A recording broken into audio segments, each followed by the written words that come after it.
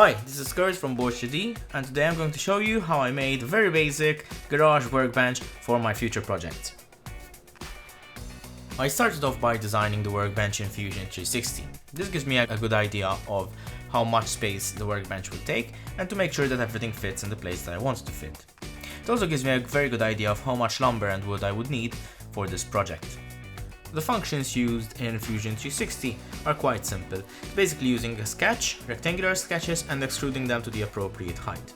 I use a mixture of millimeters, centimeters, meters, inches, and feet in my calculations, and this is simply because lumber usually comes in measurements using inches. However, most of the measurements required in my country use the metric system.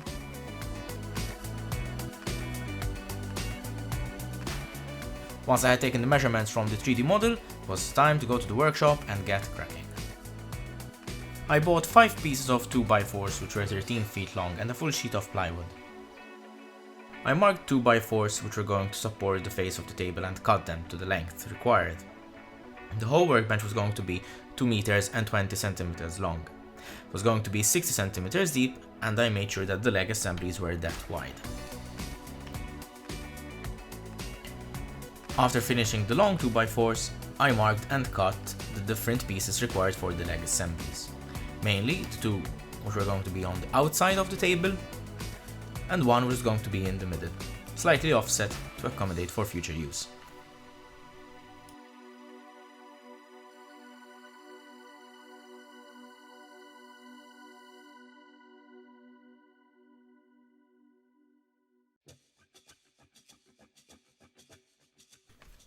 For the middle cross braces for the leg assemblies, I decided to use pocket holes. Now I know these are rather controversial in some circles, but I decided to use something which is quick and easy to do. Besides, the cross braces themselves were not going to be supporting any real load, and it's not like I was going to be putting stuff on them. So they're basically there only to hold the legs together. I used a scrap piece of 2x4 to make sure that I was drilling the holes correctly. It was after all the first time I was drilling pocket holes, and I had never used this jig before. Once I was confident enough to do it on my proper pieces, I did so. I was quite happy with the results. I had a bit of a problem with the crack jig and my cheap clamp. Unfortunately, while I was trying to drill, it was sort of slipping around and wandering about. This does not cause any major defects in the structure itself. However, next time I think I might actually go for a Krag or a similar brand clamp to hold the jig together.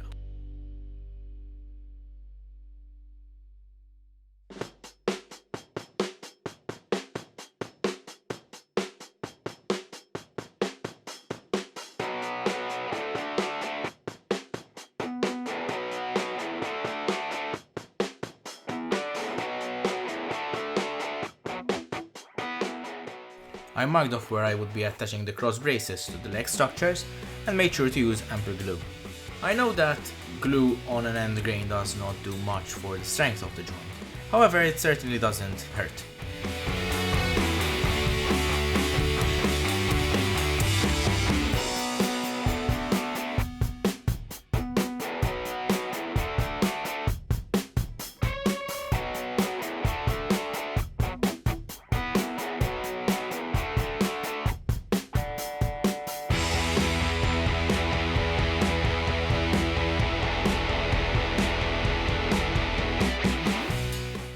The 2x4s which are going to hold the face of the table were attached to the leg assemblies, and with this the workbench started to take shape.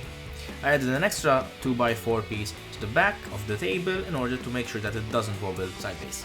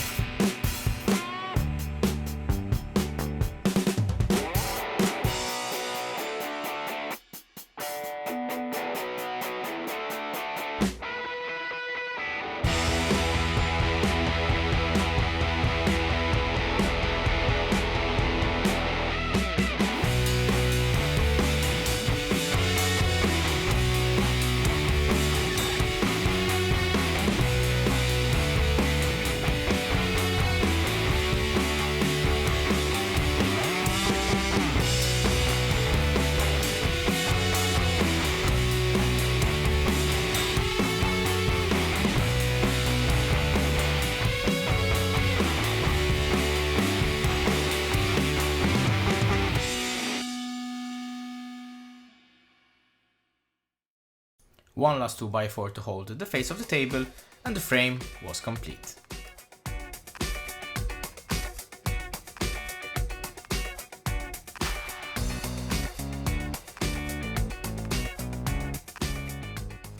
With some help from my brother, I took the 5/8 inch sheet of plywood and put it on the frame.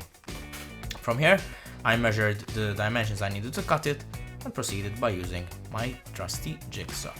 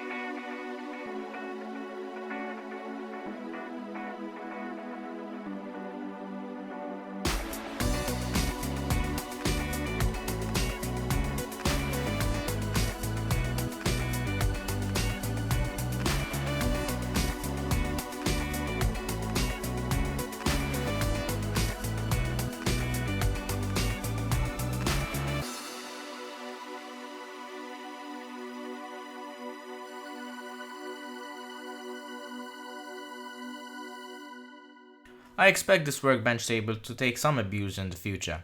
Especially I expect that the face will be scratched and dinged with years of use. Therefore I decided not to glue the face onto the frame. I only fastened the face of the table to the frame using wood screws, making sure that they were countersunk.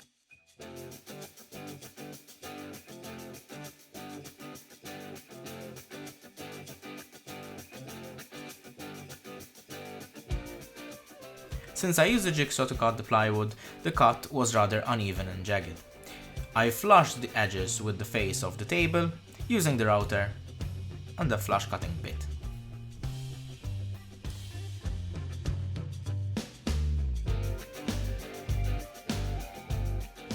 The last thing that I did to finish this work table was to make sure that all the legs were even and balanced. I found that the middle supports were a bit off, were a bit longer than they should have been, so the table was wobbly. Once I trimmed them down to size using a flush cut saw, the table was perfect. So this is the finished workbench. As you can see, it's quite sturdy and robust. It can hold my weight just fine. They weigh about 8 kilos.